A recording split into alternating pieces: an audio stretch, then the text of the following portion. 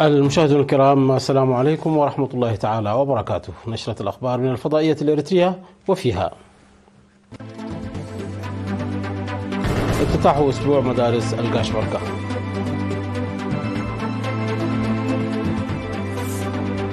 إحياء يوم الهندسة في كلية ماي نفحي،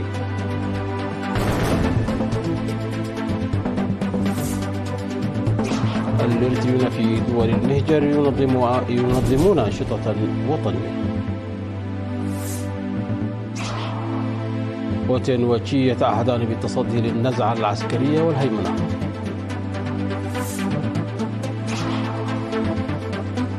كوريا الشمالية تطلق صواريخ باليستية عدة باتجاه بحر الشرق. والفلبين والصين تتبادلان الاتهامات في مواجهة ببحر الصين الجنوبي. أهلا بكم مشاهدينا.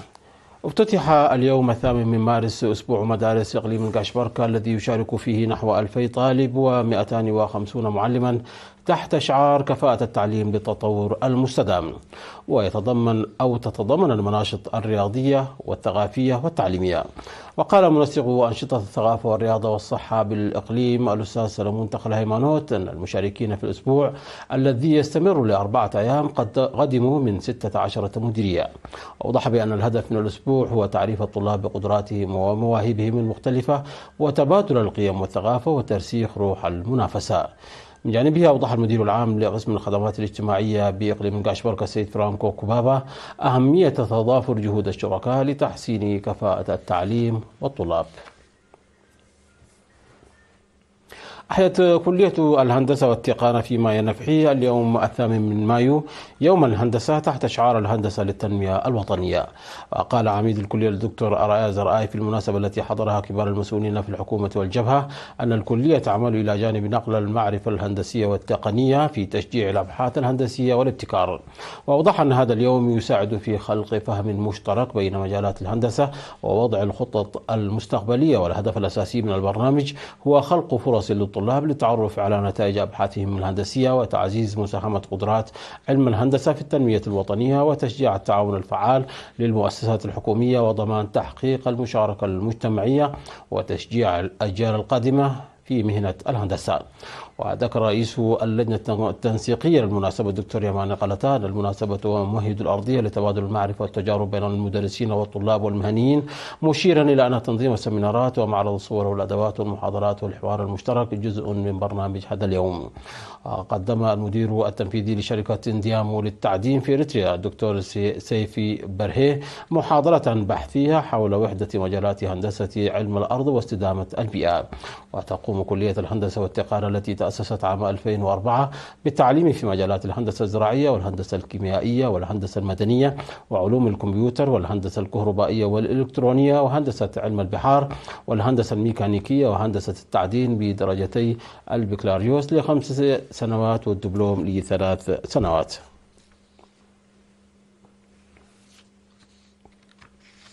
يقوم مشتل ماي أتوكرو في مديرية ماي منيه بجهود للدفع بأنشطة التشجير. وأوضح مدير المشتل السيد تسباقابر برهاني إعداد أكثر من 200 ألف شتلة ل 36 نوعا من الأشجار لغرسها الخريف القادم، تشمل شتول الأشجار المهددة بالانقراض وسيتم توزيعها في شهر يونيو. وأشاد بإدارة الضواحي التي قامت بدور هام في جمع بذور الأشجار المستوطنة وغيرها، مناديا بسد نواقص أدوات العمل في المشتل. أقامت الجاليات الإريترية في واشنطن بالولايات المتحدة الأمريكية وسويسرا وأبو ظبي بالإمارات العربية المتحدة أنشطة مختلفة في 4 من مايو الجاري. وفي هذا الإطار عقد القائم بأعمال السفارة الإريترية في الولايات المتحدة الأمريكية السيد برهاني كبريهوت سمينارا لنحو 450 إريتريا مقيمين في واشنطن العاصمة والمناطق المحيطة بها، تطرق إلى أن السلام والاستقرار والوحدة في إريتريا هو ثمرة التصدي القوي وتفاني وبطولة الشعب وقوات الدفاع. وأكد أن هذا هو السبيل الوحيد لتحقيق المهمة المزدوجة وهي التنمية والتصدي. وفي معرض إشارته إلى دور ومساهمة المواطنين المقيمين في الخارج، أعرب عن ثقته في تكرار هذا الإنجاز من خلال تعزيز وحدتهم الداخلية ومنظماتهم والارتقاء في التعليم والاقتصاد ونقل الثقافة والتاريخ والهوية إلى أطفالهم الصغار. في غضون ذلك نظمت السفارة الإريترية فعالية ناجحة تضمنت معرضا للصور وعرض فني وطهي شعبي تابعها أكثر من 3000 أمريكي وأجنبي في برنامج باسبورت دي سي السنوي الثالث، والذي تعرف فيه سفارات بتاريخ وثقافة أوطانها. من جهة أخرى اجتمع مسؤولون وممثلون عن المنظمات والاتحادات الإريترية في بيرن بسويسرا في 4 مايو لتقييم أنشطتهم والتخطيط لبرامج عمل جديدة. وعقد القائم بأعمال السفارة الإريترية في سويسرا والمندوب الدائم في مكتب الأمم المتحدة في جنيف السيد هابتون دراي عقد سمينارا في الاجتماع حول الوضع الحالي في البلاد والمنطقة. وقال إن إريتريا بفضل مثابرة شعبها ووئامه في الداخل والخارج وقياداتها وجيشها الشجاع الذي لا يخون مصالح شعبه ويتمسك بنهجه السياسي المستقل تسير على طريق التنمية من خلال ضمان السلام والاستقرار في هذه المنطقة الحساسة والوضع العالمي غير المستقر. وأوضح مسؤول الشؤون العامة والمجتمعية السيد تولدي يوهانس أن البرامج الرامية إلى تعزيز الوحدة وتمتين صفوف جميع المنظمات والاتحادات الإريترية المقيمة في سويسرا مبعث فخر واعتزاز. وعقدت ندوات بازل ولوزيرن وبيرن وجنيف وترجاون وشفاوزن حول التعليم في إريتريا. وأعرب المشاركون عن استعدادهم للمساهمة في مشروع بناء المدارس وضمان تكافؤ الفرص. في الأثناء عقدت القائمة بأعمال السفارة الإريترية في الإمارات العربية المتحدة السيدة سعيدة محمد طه سمينارا للإريتريين المقيمين في أبو ظبي في 4 مايو الجاري، ركزت فيه على تقدم قطاع التعليم والتحديات التي تواجهه. ودعت السيدة سعيدة الإريتريين في أبو ظبي والمناطق المجاورة إلى دعم مدرسة في عصب في خطة تطوير وتوسعة المدارس الداخلية. من جانبه قدم مسؤول الشؤون العامة والمجتمعية السيد تسفو قبر تنسائه شرحا شاملا عن الوضع والبنية التحتية للتعليم في البلاد. ونظمت الجالية الإريترية في أمستردام والمنطقة المحيطة بها في هولندا يوما رياضيا للمواطنين من جميع الأعمار بمناسبة الذكرى 34 لاستقلال البلاد.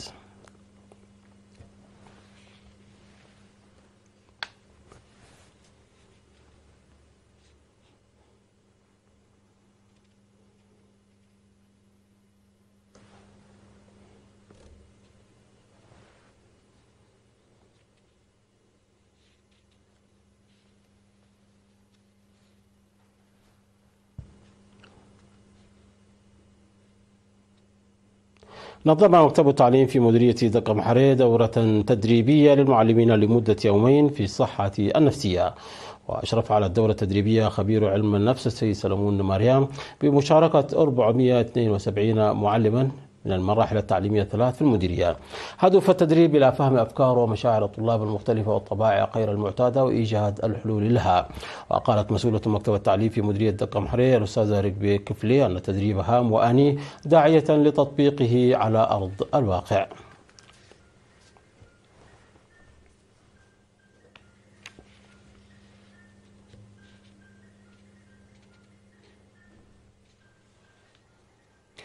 تم التأكيد في حملة التوعية التي عقدت في بلدة مايدمة في 2 من مايو الجاري بأنه يجب تنفيذ برامج وقاية منتظمة مرتكزة على المجتمع على نطاق واسع في مديرية عرزال للسيطرة على مرض الملاريا. وقال مسؤول مكافحة مرض الملاريا في المديرية الشابة عن ديت أزاز أن معدل الإصابة يتزايد بسبب عدم تنفيذ النصائح المهنية وحث المواطنين على حماية بيئتهم من خلال الحفاظ على نظافتها واستخدام الناموسيات.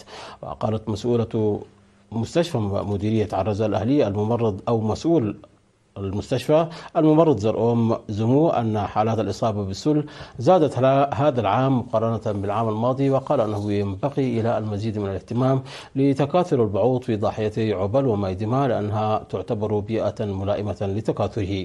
وحث السيد مونجس زمكيل المدير التنفيذي لإدارة مديرية عرزة المواطنين إلى الاهتمام بنظافة البيئة واستخدام الناموسيات، حيث أن الوقاية من مرض السل أسهل من علاجه. وعلى نحو مماثل تم إجراء حملة حملة تهدف إلى تنظيف مناطق تكاثر البعوض في بلدة داغرغيس بمديرية الدقالة في 3 من مايو الجاري بمشاركة الطلاب والشعب والجيش. وقال مسؤول الخدمات الصحية في مديرية الدقالة الدكتور روبيل تخلآب أن الجهود المبذولة للقضاء على مرض الملاريا أسفرت عن نتائج مشجعة، وحث السكان على ممارسة جميع التدابير الوقائية بشكل صحيح. مشاهدينا، نشرتنا تتواصل من الفضائية الإريترية، ولكن بعد فاصل قصير فابقوا معنا.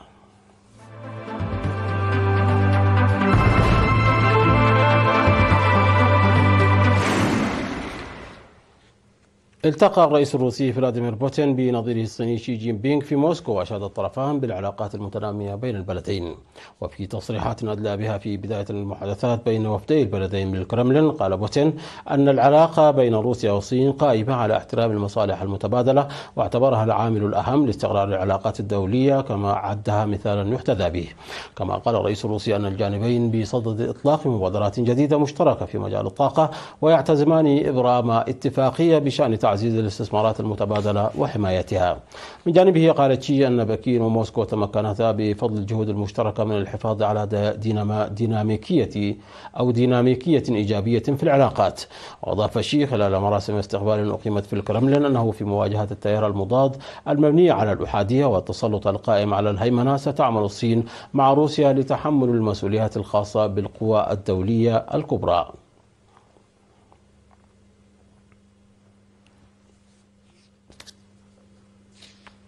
أطلقت كوريا الشمالية صواريخ باليستية عدة باتجاه بحر الشرق، وفقا لما أعلنته هيئة الأركان المشتركة في كوريا الجنوبية في إطار سلسلة من اختبارات الأسلحة التي زادت من حدة التوتر في المنطقة. ونقلت وكالة أنباء أسوشيتد بريس عن هيئة الأركان المشتركة قولها أن الصواريخ أطلقت من منطقة قرب مدينة وونسان الساحلية الشرقية، ويعتقد أنها صواريخ باليستية قصيرة المدى، لكنها لم توضح في الحال المسافة التي قطعتها هذه الصواريخ. وأضافت الهيئة أن الجيش عزز من جهود الاستخباراتية والمراقبة، وشارك معلومات الإطلاق مع الولايات المتحدة واليابان. وقال وزير الدفاع الياباني جين ناكاتاني للصحفيين أن أي من الصواريخ الكورية الشمالية لم يصل إلى المنطقة الاقتصادية الخالصة لليابان، ولم يكن هناك أي ضرر للسفن أو الطائرات في المنطقة.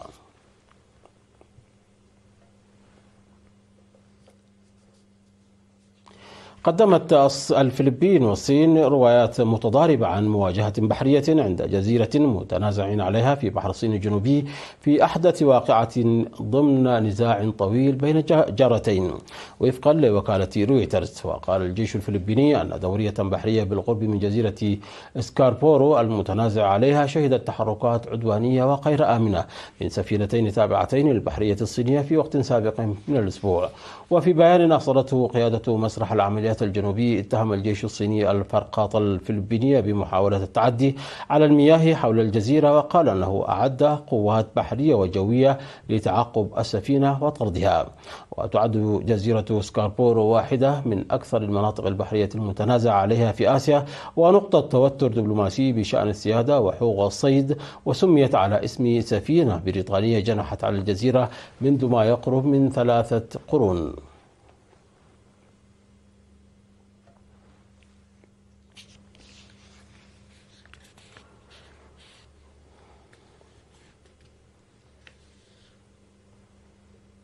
سجلت السويد في عام 2023 أدنى معدل الخصوبة منذ عام 1749 في مؤشر جديد على ظاهرة الانخفاض الحاد في معدلات المواليد التي تجتاح معظم أنحاء أوروبا. وهذا الانخفاض الذي يتوقع أن يستمر حتى عام 2035 أو حتى 2037 بدأ يلقي بظلاله على البنية التحتية التعليمية في البلاد، حيث تشير التقديرات إلى أن نحو 12% من دور الحضانة قد تغلق أبوابها بحلول 2027 خاصة في المناطق الريفية. ويجمع الباحثون والمراقبون في السويد على أن انخفاض الخصوبة يعكس مناخا مشحونا بالشكوك الاقتصادية والاجتماعية، إلى جانب تحولات ثقافية وجودية عميقة تجعل قرار الإنجاب أصعب من أي وقت مضى.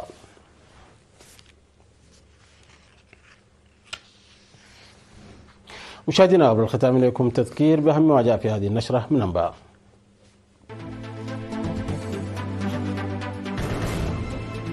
افتتاح أسبوع مدارس القاشبرقة.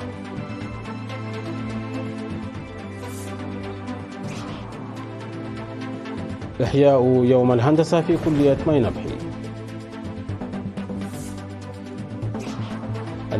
الإرثيون في دول المهجر ينظمون أنشطة وطنية. بوتين وشي يتعهدان بالتصدي للنزعة العسكرية والهيمنة. كوريا الشمالية تطلق صواريخ باليستية عدة باتجاه بحر الشرق. الفلبين والصين تتبادلان الاتهامات في مواجهة ببحر الصين الجنوبي.